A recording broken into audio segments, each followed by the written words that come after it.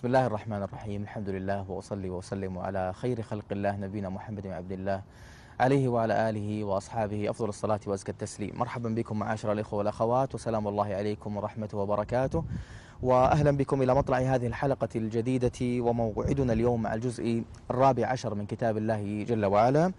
ستكون وقفتنا إن شاء الله مع سورة النحل، أو آية مختارة من سورة النحل، يتحدث الله سبحانه وتعالى فيها عن أحوال أهل الإيمان وما أعده الله لهم من السعادة في الدنيا والجزاء العظيم في الآخرة. يقول ربنا بعد أعوذ بالله من الشيطان الرجيم: من عمل صالحا من ذكر أو أنثى وهو مؤمن فلنحيينه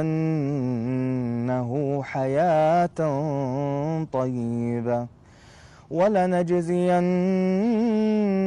أجرهم بأحسن ما كانوا يعملون.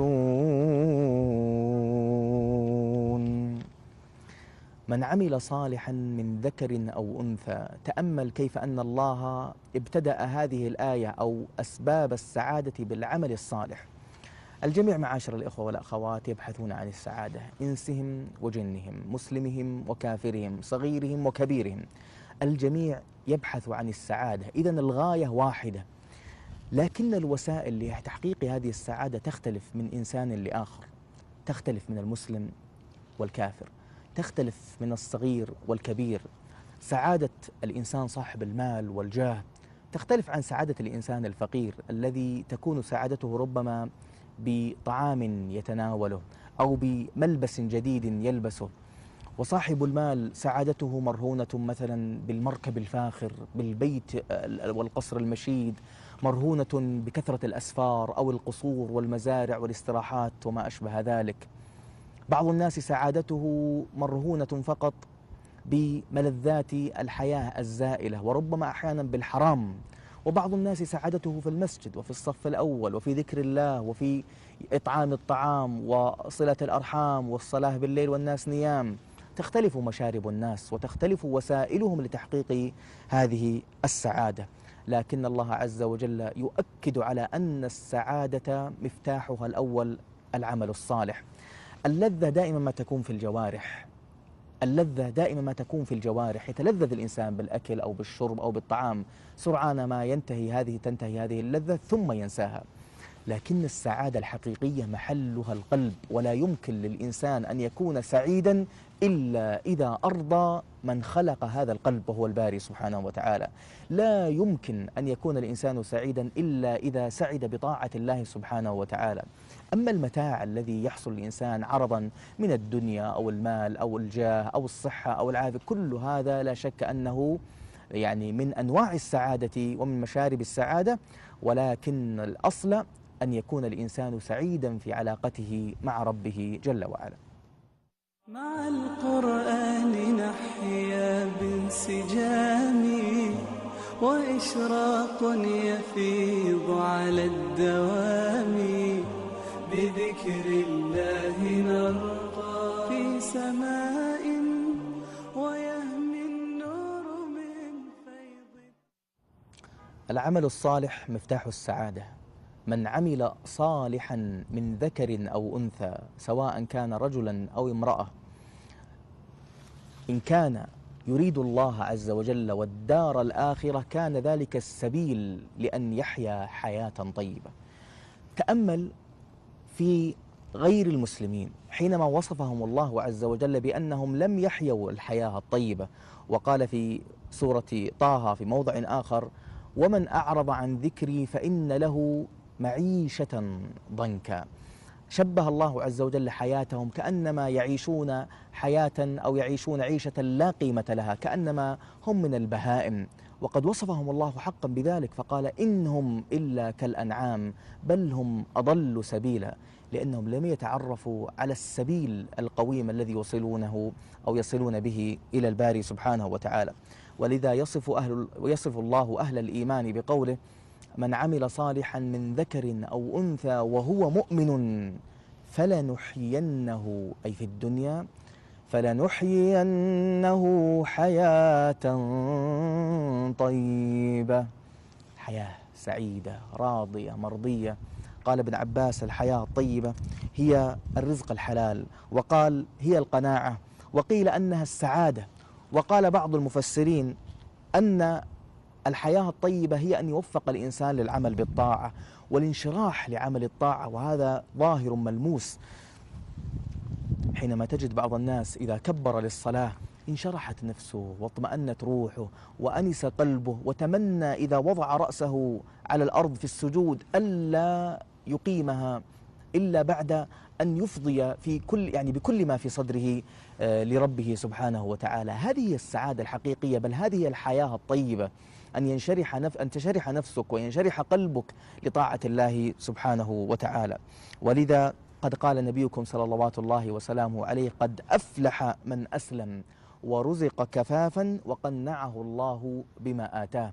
اليوم البعض يملك القناطير المقنطرة من الذهب والفضة والأموال، ولكن حياته بئيسة وتعيسة، دائما ما يعلوه الشقاء والهم والضنك، لأنه لم يتعرف على السبيل أو المفتاح الذي يصل به إلى السعادة الحقيقية. كيف تسعد والله عز وجل قد ملأ قلبك، أو أنت قد ملأت قلبك معصية وفجورا وبعدا عن الخير واقترافا للسيئات والخطيئات؟ كيف للإنسان أن يسعد بذلك؟ ورب العالمين يقول: من عمل صالحا من ذكر أو أنثى. فإذا أراد الإنسان أن يسعد في الحياة الدنيا فعليه بطاعة الله. طيب، ثم ماذا قال ربنا؟ قال: فلنحيينه حياة طيبة في الدنيا ولنجزينهم أجرهم بأحسن ما كانوا يعملون. وهذا هو الجزاء العظيم الذي يكون للعبد يوم القيامة.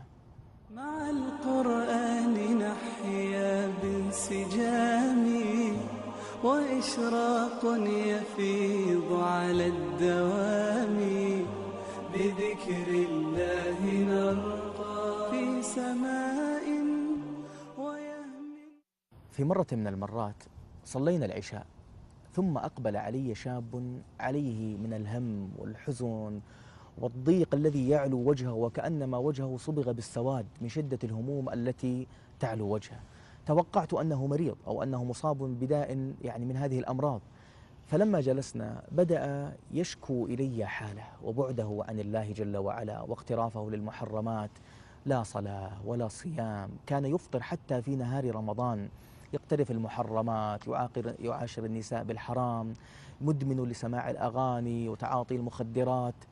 وكان لما سمع القرآن لم يتمالك نفسه، وبدأت عيناه تدمعان وبدأ قلبه يرتجف. أقبل علي يريد أن يبحث عن هذا المفتاح الذي يصل به إلى السعادة. يقول: والله يا شيخ، أنني حاولت أن أكون سعيدا، تمتعت بأنواع المتع، سافرت وأكلت وشربت وشاهدت واستمعت واقترفت الكثير من المحرمات، حتى أنه يقول لي: يا شيخ، ربما لا يخطر ببالك، كل ما يخطر ببالك من الحرام والعياذ بالله فعلته واقترفته يداي. قلت: طيب، إذن أنت ماذا تريد؟ قال: أبحث عن السعادة، أريد أن أرتاح، أريد أن تأنس نفسي. قلت: هل تعلم أن ما تبحث عنه مفتاحه في العمل الصالح، مفتاحه في هذا المسجد، مفتاحه في هذا القرآن العظيم، مفتاحه بيد رب العالمين سبحانه وتعالى. أنت إنما تقترف شيء من الملذات، تحاول أن تأكل أكلة لتتلذذ بها، ربما بعد ساعات لا تتذكر أو لا تتذكر ذلك الطعم الذي أكلت به تلك الأكلة الطيبة. بعد ساعات من سماع المحرم تجد في نفسك الغصة والألم والهم يعلوك، بخلاف الطاعة، فإن الطاعة ربما كان فيها شيء من المشقة، ولكن تعبها يفنى وأثرها وأجرها يبقى، بخلاف الحسنات، بخلاف السيئات، فإن لذتها تفنى، وشقاوتها وحسرتها وندامتها تبقى. هذا هو حال من لم يحسن الوسيلة في التعرف على هذه السعادة. ولذا عاش هذه السعادة السلف الصالح، والأولون من الكرام من صحابة رسول الله عليه الصلاة والسلام، ذاقها محمد بن عبد الله، ذاقها الطيبون من أمثالكم، ذاقها الصالحون، وقالوا بلسانهم وقلوبهم تنبض بهذا الشعور الطيب المبارك: إن في الدنيا جنة، من لم يدخلها لم يدخل جنة الآخرة. يقولون والله ذقنا في الدنيا جنة، أو دخلنا في هذه الدنيا جنة وتذوقنا طعمها وسعدنا بأجوائها. من لم يتمكن من دخول هذه الجنة التي هي في الدنيا لن يسعد بدخول جنة الآخرة. ما هذه الجنة؟ هي جنة العمل الصالح والقرب من طاعة الباري سبحانه وتعالى. ولذا كانوا يقولون: والله لو علم الملوك وأبناء الملوك ما نحن فيه، أي من السعادة واللذة بطاعة الله سبحانه وتعالى، لجالدونا عليه بالسيوف. لو ذاقوا هذه اللذة الحقيقية في بيوت الله، في إطعام الطعام، في التصدق على الفقراء، في الابتسامة، في أداء الأمانة، لجالدونا عليها بالسيوف. لا مانع أن الإنسان يتمتع بمتع الحياة، أن يسافر، أن يأكل، أن يشرب، لكن ألا يكون ذلك غاية له، وإنما يكون وسيلة. أسأل الله أن يحيينا على طاعته، وأن يرزقنا وإياكم الأنس بقربه وحلاوة مناجاته. ألقاكم بإذن الله وأنتم على خير في حلقة قادمة، والسلام الله عليكم ورحمته وبركاته.